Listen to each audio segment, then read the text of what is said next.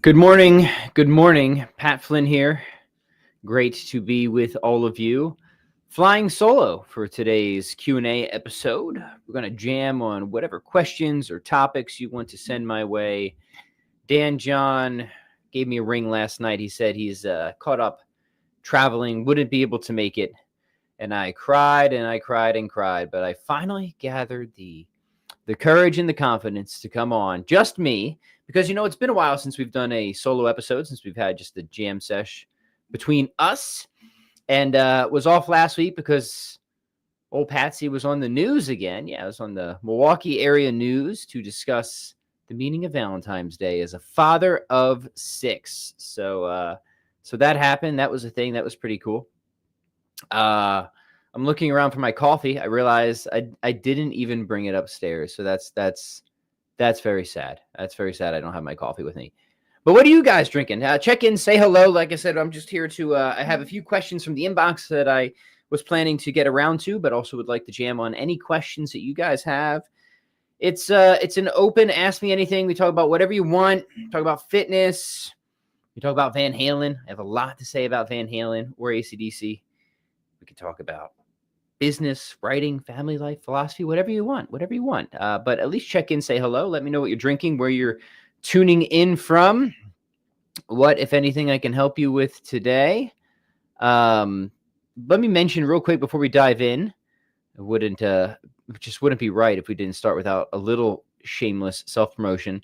That we have a cool thing going on right now. It's a trial to our Strong On program. It's a $7 trial where you can try out Strong On, which is our minimalist, generalist kettlebell workout program. We give you daily workouts. So you have a daily kettlebell workout. Like I said, super minimalist. It's generalist. We have workouts for strength, mobility, muscle, endurance, you name it. And you can come try it for $7. So no risk at all, super cheap. And I think you'll love it. So head over to strongon.com/join-strong-on. That's super confusing. I should have made it easier. strongon.com/join-strong-on. I'm sorry, join-strong-on. I'm just going to link it because that's way easier. And take advantage of the trial. I think you guys if you don't love it, just cancel it. You just cancel. It's done. If you do love it, it's super affordable after that. But you come in, just grab a whole bunch of workouts, see if it's your thing, give them a shot. And if it is, I think you'll find that it's super duper valuable and you'll be part of the Strong On community. So that's that. I just wanted to mention it for you. And otherwise, we're just going to start jamming around. Larry says, Pat, did you see Nosferatu yet? I did not. What did you guys think? I saw that it's on the old Amazon, but man, when these movies come out, they're so expensive. It's like 20 some bucks to even rent. I'm not going to rent it for like $24. If people told me it was like the most amazing movie in the world, I would just buy it. So I'll take it from you guys. If you've seen this movie, what did you think? And I'm home alone today. Don't get any ideas, creeps. Christine's out with the kids, so it could be a movie day. And maybe that might be the one to watch. It'll take me away from Magnum PI reruns. But the original Nosferatu I have seen, and it's gorgeous and crazy spooky for how old it is. But not the new one. I haven't seen any good new movies recently. Watching a lot of old stuff. Christine and I just started watching the show Blue Bloods. Clearly, I'm a Tom Selleck fan. And I just started watching the X-Files. I never saw the X-Files, but my buddy Jim was like, Pat, you got to watch the X-Files. So here I am, however many years later, 30 some years later, I'm finally getting into the X-Files. So that's what I'm up to. That's my exciting life. How about you guys? Justin says, Nosferatu was good, not great. There are bits of greatness in there, lots of them, but it looks great, though. Justin, if I remember, I think you're a fan of the guy who directed it. You'll have to excuse my ignorance. But he did, what was it, like The Witch and some other movies. I haven't seen any of his films, but people seem to like his style. So I'll have to dive into it at some point. All right, that's a fun question, but let's turn to some fitness questions now. JBJ says, Pat, you mentioned you were thinking about making changes to the Prometheus protocol. Can you expand on this? Yeah, I'm thinking about taking it, and no, I can't really expand on it too much because I haven't gotten very far. But every once in a while, every couple of years, I always like to grab a classic program, take a look at it, and see if there's anything that anything I want to change about it. And for Prometheus, we've done this a few times already. The very original bare bones version of it, which you can find on my YouTube channel, this YouTube channel from like 13 years ago, was just a massive amount of 2 exercises, double clean and press and front squat. Then I improved it, I think, by adding 2 other exercises and also structuring the sets and reps slightly differently. So you have 5 sets of 10 and 10 sets of 5. So just some fine tuning. And then the most recent iteration is on my Kettlebell Quickies channel. And that, again, just adds a little bit more fine tuning. I structure it a little bit differently, I think, in a little bit more of a practical way, and give, I think, a couple other additional options for exercise selection. So front squat and clean and press are always the core of it. But then I give options for adding like pull-ups and deadlifts, or bent over rows and deadlifts. So you can get a little bit more balance, as it were, and also give a programming structure that is still very intense, but not like as borderline unreasonable as the first Prometheus protocol. So that's the mindset I'll be going into when I take a look at it, which is my plan later this month or early next. Just to look at it. I might not want to change anything. I just said I was thinking about it, and I got a bunch of emails. People were really excited. So that's it. And if I feel like I can improve it and it'd be worth your time, you will hear about it. But I haven't started that process yet, so I can't say anything for sure. But thank you for the question. It's a good one. All right. Brian says he's drinking French press coffee with a touch of milk, raw cacao powder, and a little vanilla abstract. Cheers, my friends. I'm really I'm about to just leave you guys and go get my coffee, hunt it down. I always have my coffee here. It's not here. I feel naked and vulnerable without my coffee. It's very weird. Brian's question is, for someone like myself, let's learn to read, Pat. Question, for someone like myself just starting out on their fitness journey, what would you recommend? This is a great question. So let me try to answer it in a way that I think might be helpful for lots of people who are in a similar situation. So if you're just starting out on a fitness program, here's what I recommend. I recommend thinking of a fitness pyramid. A lot of you will have heard me discuss this concept before. That's okay. Stick around because you might hear something new or interesting about it. And you can think of this as a sort of analog or parallel to the old food pyramid, where at the bottom of the pyramid, we're going to have stuff that I want you to do a lot of. In the middle of the pyramid, we'll have stuff that I want you to do, a moderate amount of. And at the top of the pyramid, we'll have stuff that you just do, a little bit of. So at the bottom of the pyramid, I want you to have low level activity and mobility and possibly flexibility work. So this would be something like a daily brisk walk for 30 to 60 minutes and doing various mobility routines. There's lots to choose from. You could just do, some simple forms of yoga. You could do Original Strength by Tim Anderson. You could do any of my kettlebell mobility flows. If you have my programs like Kettlebell 30, there's a whole mobility collection in there. You can use those.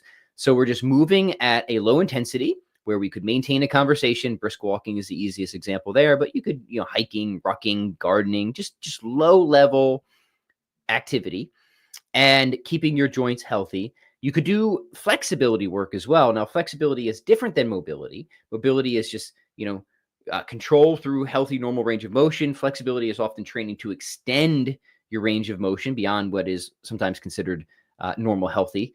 You don't need to be able to do the full splits, front or side splits, to have normal healthy range of motion, but it's kind of cool to get there. That would be flexibility training. So you could do that as well. And that could also be something that you do with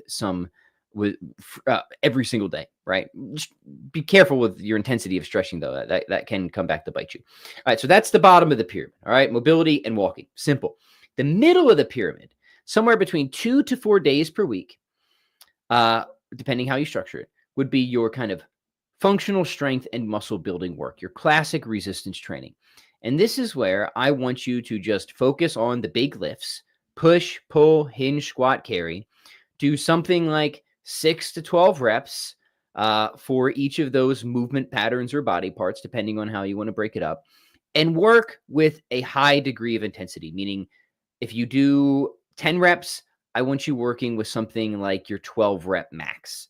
All right. I want you to be generally within 2 reps of technical failure. So, for example, say that you have military presses and you're performing them for 10 reps, then I want you using a weight where you could do no more than 12 before something about your technique starts to break down. For that functional strength and hypertrophy work, you need a good amount of volume, somewhere around 10 sets per major movement pattern or muscle group per week, and also a good amount of intensity where you're working, each set somewhere close to 2 reps, within 2 reps of technical failure. And I say 2 to 4 days per week because, you can spread that load out however you want. I'm kind of classic. I think just like 3 days per week is a good solid split. If you're not quite hitting the volume there, you could go to 4 days per week. I always tell people, if you're not getting the strength and muscle gains you want with 3 days per week of training, something's wrong, right? Like you're not training with enough intensity, or something's wrong in the kitchen nutritionally. So figure out how to get the results you want with good programming 3 days per week, and then you can expand from there. Okay.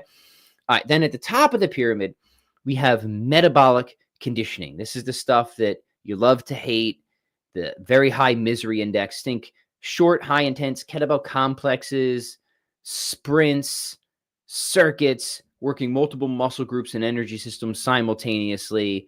This is the bourbon to the sauce of a good training program. A little goes a long way. 1 to 2 days per week. You can do this on days separate from your primary strength and muscle building routines. You could do it as a finisher to some of those. However you want to get it done, I'm not too fussy about that. That is my general prescription for people starting out. But not only that, even if you've been in the game a while, that's still a great framework to use. I often like to say, look, being a veteran doesn't mean that you've moved further away from the basics. You just moved deeper into them. You have a better command of them. You're still doing, a lot of the same lifts for pretty much the same number of reps, right? You're just using more weight and your technique is better. So I hope that helps you, Brian. Hope that gives you something to work with. It's a great question, and I appreciate you sending it in. And of course, if anybody wants something specific, we got lots of programs that you can choose from and take advantage of. And one of them is definitely free. It's my 101 kettlebell workouts collection. You can get that at 101. The number is 101 kettlebellworkouts.com. Thank you very much. All right, moving on. Tom says, Pat, did you see Pavel on the Huberman podcast? It's 4 hours long. Interesting, but not as fun as you and Pat. Me and Pat. How many personalities do I have? I think you mean me and Dan. Unless you're asking this question to Dan, who is not here today, obviously. No, I did not see that. I saw it, but I did not see it. Like, I saw that it happened, but I did not watch it. Don't really have a lot of time to watch podcasts or listen to podcasts.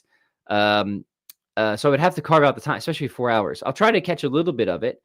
I like Pavel. I'm originally certified under Pavel, so I'm sure it is very interesting. Just haven't seen it. Now I kind of want to. All right, sorry, I scrolled down. Let me scroll back up a little bit. Good afternoon, Tom, by the way, and Kang, hello from Atlanta. Good to have you here. Joe says, I know there are 6 top kettlebell exercises: the goblet squat, the clean, the press, the snatch, the front squat, Turkish get up. Where's the swing in there, my friend? What would you say are the top barbell exercises? Okay. So Joe, this is an interesting question. I might frame it somewhat differently.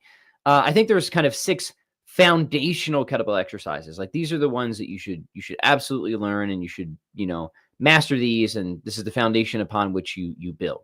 And those would be your swing, your goblet squat, your military press, your clean, your snatch, and your get up. And then from there, you evolve to the respective double exercises, front squat and clean and press and double swings and stuff like that. And then there's still useful, but good auxiliary exercises, windmills and halos and stuff like that, right? But to say something is kind of like the starting block or the foundation doesn't always mean that it's the best. I think what you might be asking is, what is like the killer app, as Dan John likes to put it? Like, what is, if you're going to use this tool, what is it best at? in that sense, I think the kettlebell, the killer app for kettlebell is certainly complexes and metabolic conditioning and its versatility. I think it's also like super for military presses and stuff like that, but it's obviously limited in ways where the barbell is a much better tool for the job. And you've already pointed two out here. I think the barbell is a killer app for deadlifting. If you want to get a very strong deadlift, like, man, you gotta get that barbell going. I mean, it's just really, you just can't match it with kettlebells. You can't. And benching or horizontal pushing. So those would be, with respect to where the barbell is truly king. Squat, I mean, arguably squat too, right? I do think there's a huge amount of value in kettlebell front squats. They kind of more closely mimic a Zercher squat than a barbell front squat. And for that, I think kettlebells are better. But for just the classic power lifts, right? Yeah, you just really can't beat the barbell because the amount of load that you get with it. Rows, I don't typically row a barbell. I think the killer app for rows are heavy single arm rows with a dumbbell or kettlebell. Being able to brace against a bench, so that way you can really put all the emphasis into the actual row rather than, hinging over and doing barbell rows, which sometimes the limiting factor there is your hinge or your back. I think for really heavy, useful rows, the single arm row with a barbell or a dumbbell or kettlebell is good. Does that answer your question? You can certainly let me know. All right. Good stuff, guys. Keep it coming. All right. Brian has a question. He says, again, for someone just starting out, would you recommend not starting out with kettlebells at first and perhaps just building out the basic lifts to build strength? No, not necessarily. The kettlebell is a great starting tool because, as a lot of people like Dan John, who's not here right now, would like to emphasize, it's a great tool for just teaching you or reminding you of how the human body was supposed to move. So, for example, the kettlebell goblet squat is such an amazing tool for just teaching people or reminding people of what a proper squatting pattern is. So the kettlebell is a phenomenal movement tool. And for that reason, I think it is a wonderful place to start. In fact, I sometimes would start people with kettlebells sooner than I would their own body weight, because their mechanics with their own body weight are just so wonky. I mean, you look at their body weight squat, it's just kind of all over the place, but you give them a kettlebell and the goblet squat, and it sort of just is this automatic corrective. So in many ways, the kettlebell training with weight with kettlebells can be, not always, but can be a better foundational starting point for people when prudently approached than even just training with no weight whatsoever.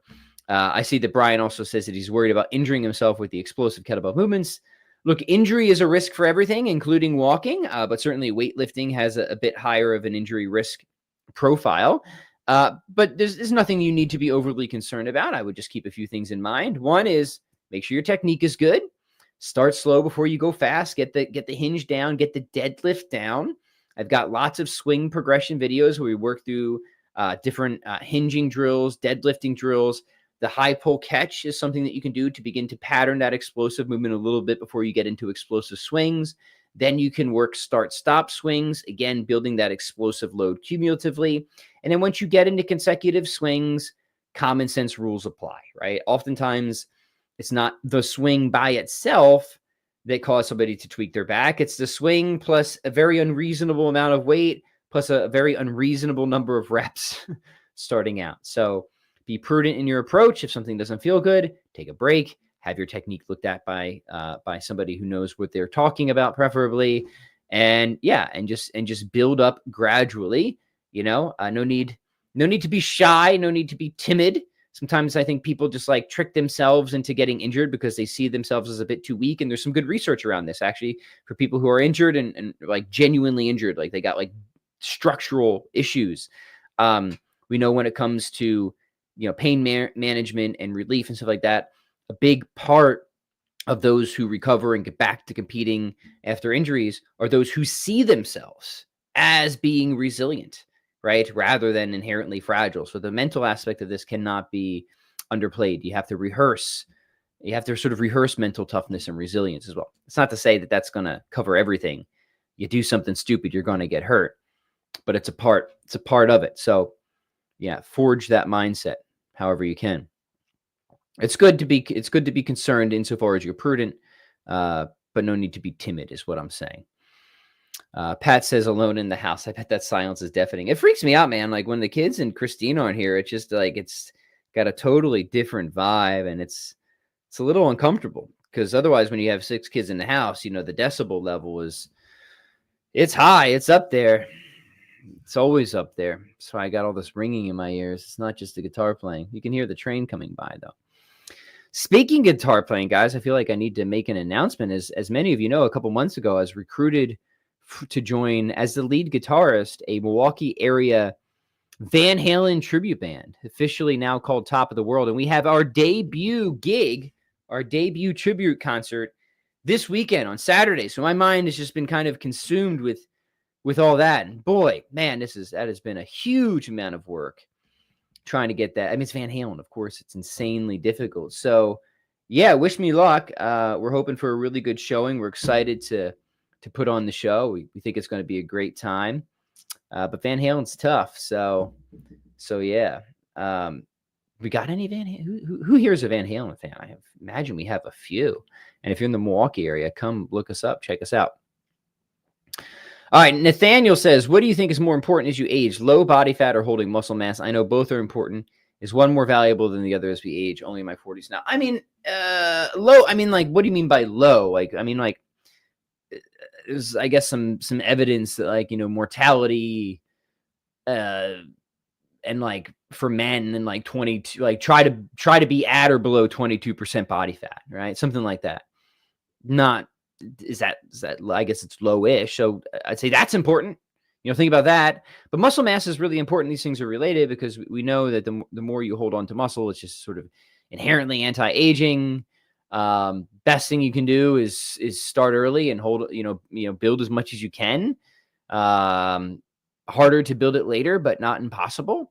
And I do think, yes, I do. So I do think as you get older, you should seriously consider moving away from like those very heavy, pure, grindy, super intense, low rep strength efforts to more of that functional bodybuilding. So push the reps up more towards the 6 to 12, maybe 15 rep range, still relatively high intensity. So you'll still get very strong from that, but it'll be more useful for putting on and maintaining that sort of lean, functional muscle mass, which is so important. So this is just such an obvious both and. The more muscle you have, it's metabolically expensive.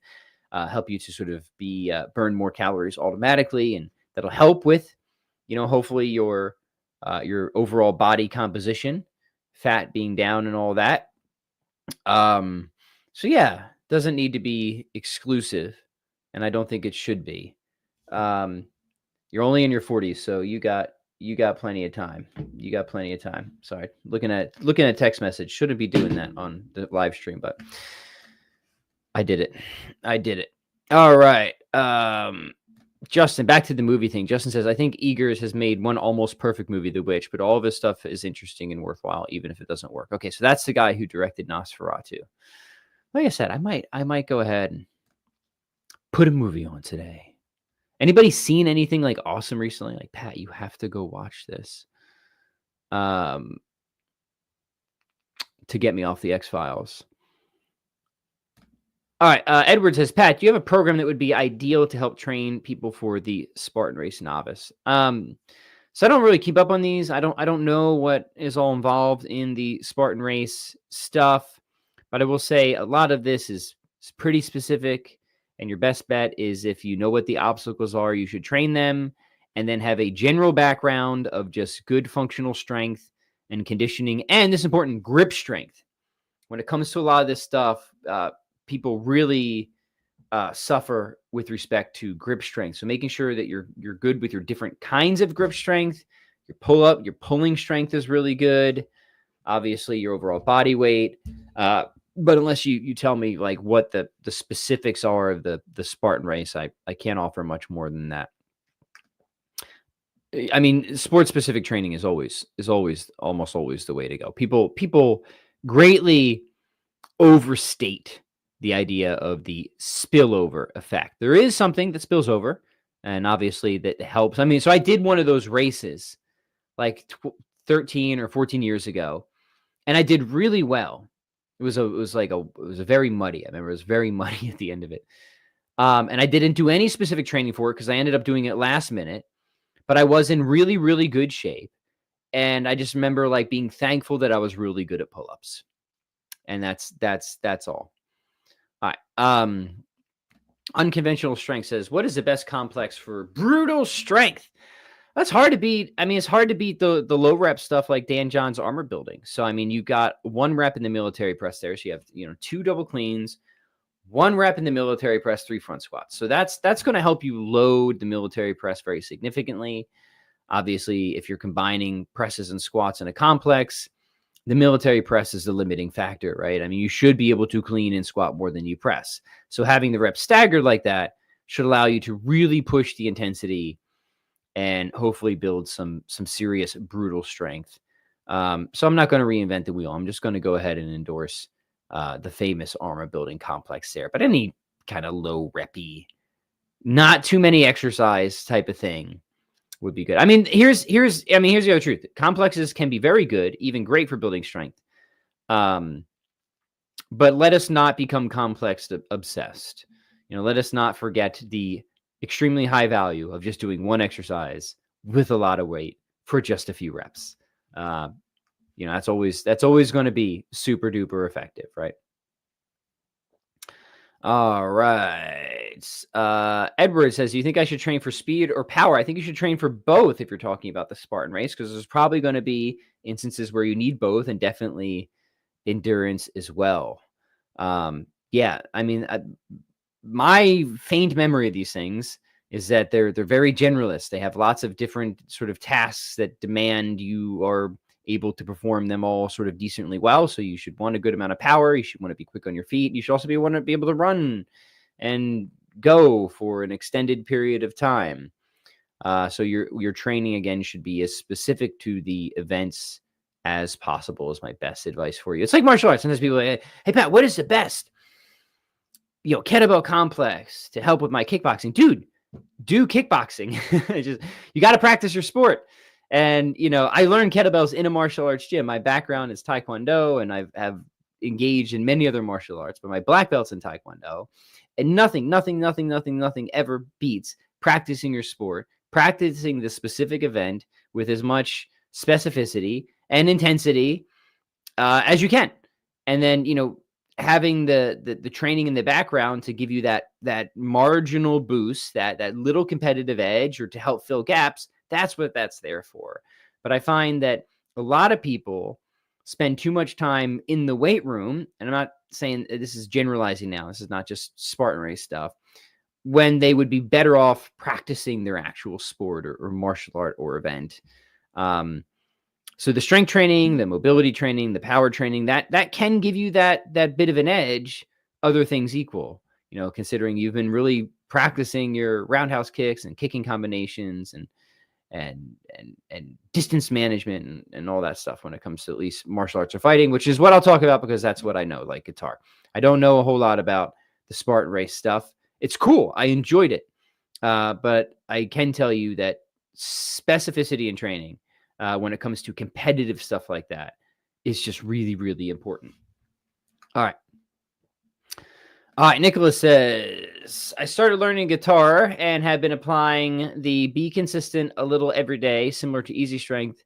It's been way better than doing longer and less frequent practice. Loving it. Yeah, I mean, this is well studied, especially for musical instruments, that you will have better retention and improvement if you do shorter, more frequent practice sessions. Say you did 20 minutes every day, then you did like 4 hours just on Saturday, right? Where you're just going to get burnt out. You're going to forget most of what you did, but you do 20 minutes every day. And, on the day after, you always review a little bit of what you did the day before. And that's what helps it really stick. So right now I'm doing like 2 to 3 hours of guitar practice per day. So I'm doing a lot because I have to. But I like to edit. So I have both the intensity and frequency, but that's unrealistic for most people, especially if you're just being a hobbyist. But yeah, if you had to choose between the two, don't just be a weekend warrior, really, with anything, but definitely not the guitar. So practice every day, but also make sure that, like weight training, you want your music practice to be intense. And here's something very important, and I'll see if you guys can apply this to the weight room. When it comes to the guitar, there's a difference between learning and practicing something. Learning is where you learn the notes, you learn the patterns, blah, blah, blah. Practicing is where you put it to the test. You put it up to speed. You put it into the context. And I see people confuse these things. And an example is, how do you build speed on the guitar? I'm a pretty quick player. People ask me this a lot. Do you just start really, really slow and gradually build it up? And the answer is no. You learn it really, really slow. And then once you learn it, you try to get to speed as quickly as possible. You learn it and then you practice it. Don't waste a lot of time with the stuff in between. That's a little secret hack I'll give you. Take it, use it. I hope it gets awesome results. All right, some general off-the-wall questions, but this is an Ask Me Anything, so you guys can ask me anything. A says, I'm currently studying philosophy. Sorry if this is off topic, but what did you specialize in research-wise? So I have 2 masters in philosophy. I'm doing my PhD right now. My first was systematic philosophy, and systematic philosophy is sort of worldview building, and a sort of systematic philosopher is somebody who's supposed to build a philosophical big picture of everything, a foundational theory. And I like this, that explains the range of data that philosophers are supposed to make sense of. So I like this area of philosophy because it forces you to be a generalist. So you got to think about the different aspects of human experience, philosophical anthropology, ethics, metaethics, epistemology, theories of knowledge, metaphysics, ontology, etc. My published research, most of my published papers are in metaphysics and philosophy of religion. Just had another paper accepted like just 3 days ago. And that is in philosophy of religion. And that's philosophy of religion is weird because it's not like just religious people doing philosophy. It's really just sort of systematic philosophy. So that's the sort of things that interest me.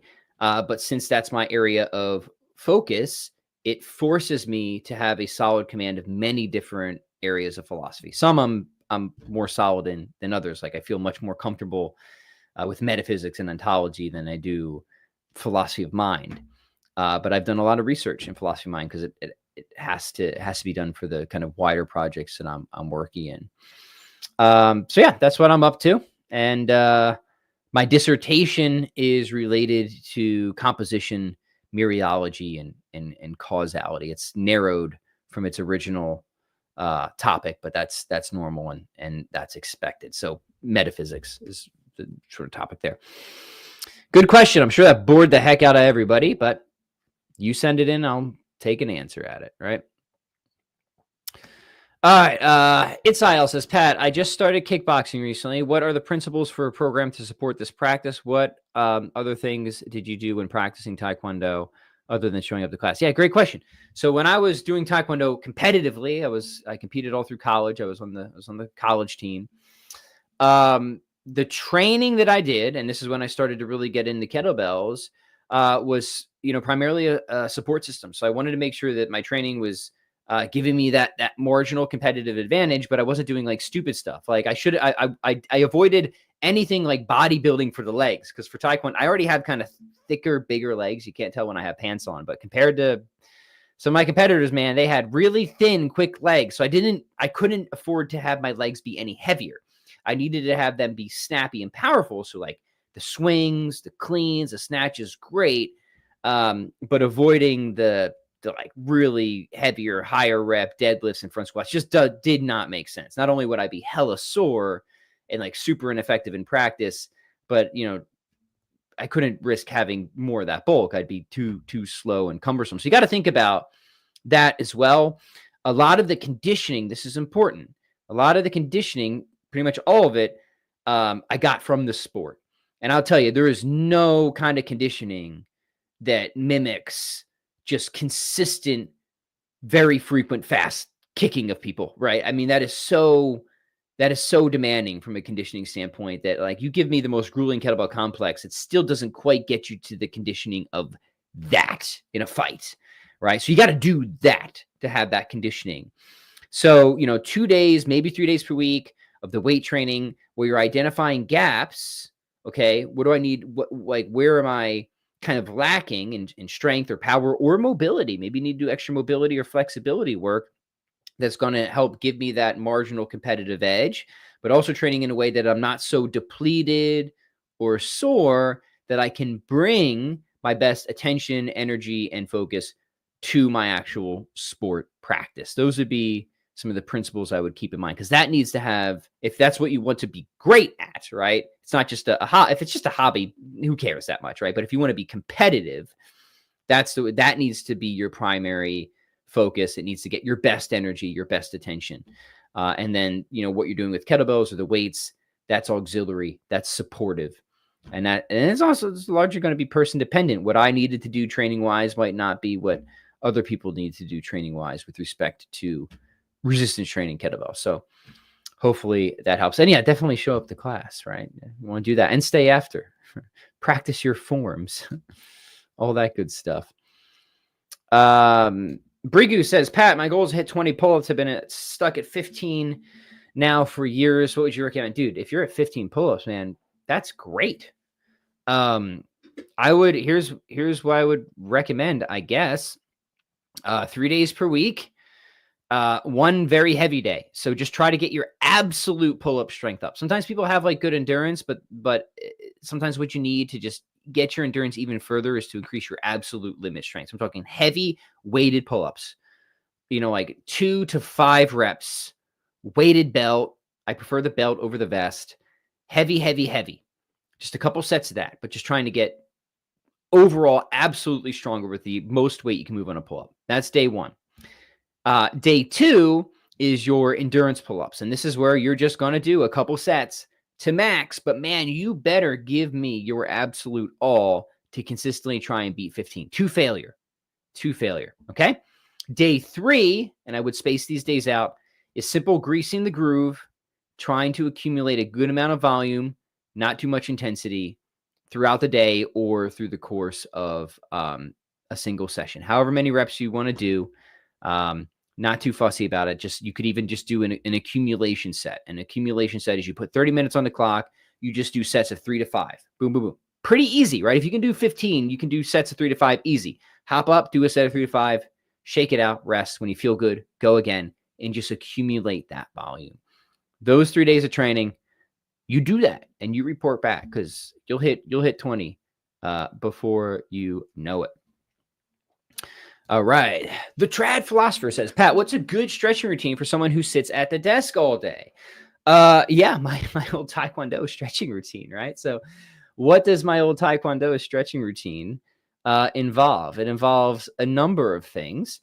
It's hard to talk through those because I kind of have to show you, but I'll do my best, right? All right. So first off, I would start on 6 points. 6 point, the baby crawl position. You're on the balls of your feet, your knees, and your hands. And I would just do some rocking. This is not part of my Taekwondo stretching routine, but this is where I would start. Rock into the hips, the knees, the ankles, and do some head nods as you're doing it. Get that good neck extension, and then, nod yes or no. Just the daily neck mobility is really good. Also, when you're doing your rocking, take your nose and draw little circles. Start small, get really big, and then go the other direction. I want you to spend a couple minutes there just doing the neck movements and the rocking and all that. That's just great daily flossing. From there, I want you to do the T-spine rotations, where you kind of dive under one arm and then rotate, look up to the ceilings, still in that quadruped position. You've all seen this stretch. Great. Just go for time. You can do it for a full minute. Take your time. Get a good range of motion. Switch sides, repeat. Do that a couple of times. Then I would come up to your hip flexor stretch, your tall kneeling hip flexor stretch. Really important, right? If you've been sitting, you got to hammer that crap out. Squeeze your glutes when you're in the hip flexor stretch. So long, tall spine. Push into the ball of your foot. Drive into the front of the hip. Squeeze your glutes. Really feel it, man. Should be uncomfortable. At least 20 seconds with a lot of tension. At least 20 seconds for any stretch with a lot of tension. We have to breathe through it. Switch sides and repeat. And then from there is when I would go into the old Taekwondo stretching routine. A lot of straddle stretch, straight leg stretches, side splits. Awesome. Get on get on your heels, get the toes, point up the ceiling. You won't be able to go far at first, but let me tell you, it's absolute money. man, a lot of these, like, I know what they are, but I don't know the name of them. A hurdler stretch, I think is one where you gotta, I want you to bend one. You can do this against a wall too. It's a little hard to talk through on here, but I'll explain it, right? Bend one knee, lock your shin against the ground, and lay back so you stretch all the front of the quad going up. That will tear you up, but that one is a great one. Again, at least 20 seconds, but the more time you can spend in those positions, breathing through, the better. But if we're going to make it minimalist, rocking with head nods, the T-spine rotations, and the hip flexor stretches, at least those three, they're going to do you a lot of good to help sort of counteract the sitting hurts, man. And I'll be the first to tell you, because I not only sit a lot at the computer, I then sit a lot more at guitar. So I need to just do a lot of this stuff. And if you don't do a lot of this stuff, you're gonna pay the price. I know all of you are already probably paying the price. You don't need to hear it from me, but do it. Do your mobility work. And the other thing I say, take breaks. If you've already been sitting for an hour, take a break. Do some of those stretches. It's important. It's a lesson I've learned the hard way, because I'm pretty good at focusing that I can just go and go and go. So I have to force myself to take breaks. All right. Nicholas is recommending the movie 3:10 to Yuma. Dude, I saw that movie for the first time like 3 months ago with Christine. I don't even know why we put it on. And it was awesome. I loved that movie. That was so good. It was so much better than I didn't have any expectations, but I was like, wow, that was an amazing movie. So I highly recommend 3:10 to Yuma. I was suddenly reminded why I'm a Russell Crowe fan, even though I don't think I've seen like anything from him since Gladiator. He was really good on it. All right. All right, guys, we are running out of time here. So let me just pick one or two more. Lots of good stuff coming in. We should do these solo sessions a little more often. All right, let me see if I can. Here's a good one. Joel says, I know you like meal replacement shakes. Any other easy meal prep ideas? Yeah, I mean, aside from the shakes, the big butt salad to keep it family friendly, right? So that's my lunch. Got to be honest, I don't prep this. My wife does. But what can I say? I'm a blessed man. It's easy for her, right? Makes the big salad, chicken, an array of vegetables, usually make some homemade dressing. All I do is I take the salad out, I pour the dressing on, I shake it up. I'm good to go. But yeah, cooking, prepping that stuff in bulk, which Christine does. And then just chickpeas. I'm into chickpeas right now, big chickpea guy. They do call me the hummus king of Wisconsin, by the way. And by they, I mean I gave myself that title and forced other people to adopt it. Shakes and salads. That's it. I mean, we sometimes do like the bar thing. Christine, I always gotta be honest. I'm gonna be honest with you guys. I don't do this stuff, right? But Christine does. She loves to cook anyway, so it kind of works out for me. She'll just make, oat bars with protein powder in there and almond butter or whatever. That stuff is good too, just if you need the extra calories. So shakes, bars, and salads. Oh, the last one is just those one pot meals. Chilies, a hearty chili, super easy to reheat. You can make a huge tub of it, and then you are good to go for a long time. So, you bring up an important question, Joel, because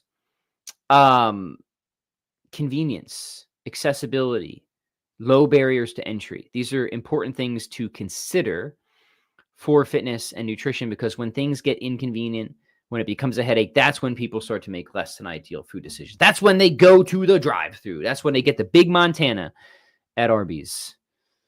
You guys remember that? That's a throwback. The Big Montana. All right. Lots of good questions here. Let me see if I can find one that would be fun to finish on. All right, here, this one is a little self-serving, so I'll take it. Dave says, will you be offering another Strong On certification? Yes, Dave. Yes, we will. We offer our Strong On certification usually 1 or 2 times per year. We have both in-person and online options.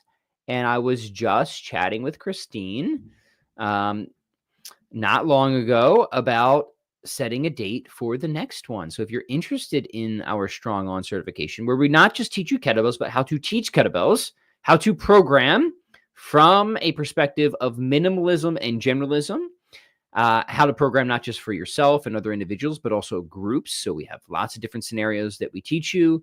We teach you all sorts of troubleshooting techniques that you'll want to know as a Strong On certified coach.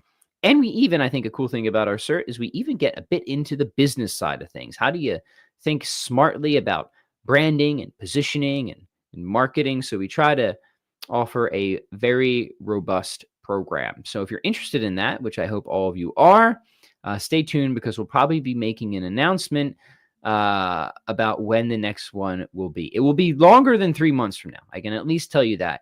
The soonest it would be around summertime, but they always do fill up, and but they're also intimate, right? So we don't work with too many people at one time because the way we like to do these certs is we like to be able to get our eyes on everybody who's taking part. I think that's the most valuable way to do it. All right, everybody. I want to thank you for joining me today. These have been a great collection of questions, interesting mix, and I appreciate you guys. Just remember, before we say goodbye, that we do have that $7 trial to Strong On. The link is right there. I'll also paste it below. strongon.com/join-strong-on. Check it out. $7. Come try the workouts. They're awesome. They're kettlebell. We'll see you guys next time. Like, share, subscribe.